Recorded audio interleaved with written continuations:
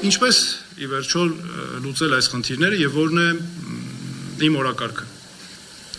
Հստակ ուզում եմ 3 բան նշել. ուժեղ պետություն, ուժեղ անվտանգություն եւ արդար երկիր։ Սրանք այն 3 հենասյուներն են, որոնք մեզ տանում են եւ տանելու են առաջ։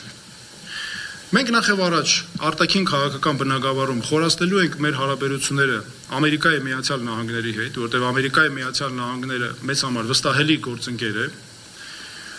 Մենք վերցնելու ենք աշխարհի պետություններից լավագույնը, օրինակ Ամերիկայի Միացյալ Նահանգների դեպքում մեզ համար կարևորագույն նշանակություն է ունենալու կրթական համակարգը, բարձր տեխնոլոգիաների նվաճումները, պաշտպանության ոլորտի ինովացիոն նվաճումները եւ անվտանգության ոլորտի եւ մյուս բոլոր իրավունքի գերակայությունը, ժողովրդավարությունը եւ մյուս նաեւ կարևորագույն արժեքներն ու համակարգերը որ կան։ Սրա հետ միասին մենք պետք է ամեն ինչ անենք, որպեսզի կրճատենք մեր կախվածությունը, առհասարակ վերացնենք, չի կարող լինել պետություն, որը կախված է մեկ շուկայից, մեկ երկրից, ինչպես տարիներ շարունակ եղել է։ Մենք նաև ամեն ինչ անելու ենք, որպեսզի վերացնենք Ռուսաստանի հետ Դաշնության հետ հարաբերություններում մեր առկա խնդիրները եւ կախվածության աստիճանը։ Մենք պետք է փնտրենք սիրելի հայրենակիցներ, ոչ թե հովանավորներ, այլ մենք պետք է մեր սեփական հնարավորություններով գտնենք լուծումներ։ Մենք չպետք է ունենանք պետություն, որը չի կարողանում ապահովել ինքնուրույնաբար իր կարիքները եւ իր անվտանգությունը։ Եվ մենք չենք կարող լինել պետություն, որը ինչ որ մեկի արբանյակն է։ Անվտանգությունը լինելու է իմ թիվ խնդիրը, համար 1 խնդիրը, խնդիրների հարցերի հարցը, անվտանգության հարցը։ Առաջին օրվանից, երբ ես լինեմ վարչապետ, հենց առաջին օրը իմ հրամանով ստեղծվելու է հատուկ հանձնաժողով, որը հանձնարարական է ստանալու 6 ամսվա մեջ ներկայացնել անվտանգության բնագավառի բարեփոխումների ծրագիր։ Այդ ծրագիրը անմիջապես սկսելու ենք իրականացնել եւ մենք առաջին 5 տարվա մանդատի շրջանակում հասնելու ենք մեր հակառակորդի հետ անվտանգության հարցում հավասարակշռության զսպան, իսկ հետո լիարժեք հավասարակշռության։ Որովհետեւ ես համոզված եմ, որ միայն այս կերպ, միայն ուժեղ լինելու շնորհիվ է, որ մենք կարող ենք ունենալ խաղաղություն։ Մենք մշակել ենք հստակ տնտեսական աճի ծրագիր, այդ ծրագիրը արտահանելի մոդելի համակարգ է եւ մենք պետք է ունենանք մեր երկում իհարկե սոցիալական արդարություն, որը երկիրը պետք է հիմնված լինի գիտության բարձր նվաճումների վրա ու պետք է մեր կրթական համակարգը ոչ թե լինի նորաձև, բայց փուչ,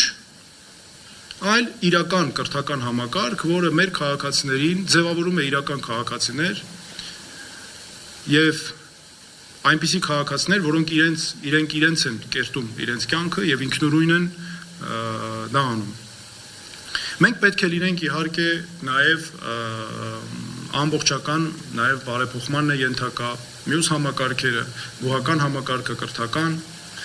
Իհարկե նաև այս ամենը պետք է արվի Սփյուռքի հետ միասին։ Եվ օրինակ անվտանգության համակարգում մենք առաջնահերթ աշխատելու ենք թե Հայաստանի մասնագետների հետ, թե նաև Սփյուռքի մեր հայրենակիցների հետ։ Ու նաև պետք է գնահատենք բնականաբար Սփյուռքի մեր հայրենակիցներին, նրանց վաստակը եւ ներդրումը։ Օրինակ, այդպիսի լուծումներից մեկը անմիջապես լինելու է օդանավակայանը անվանել Շարլ Ազնավուր օդանավակայան, որը կարծում եմ գնահատական է կարևորագույն։ Բացի այն, որ մասնագետների նաև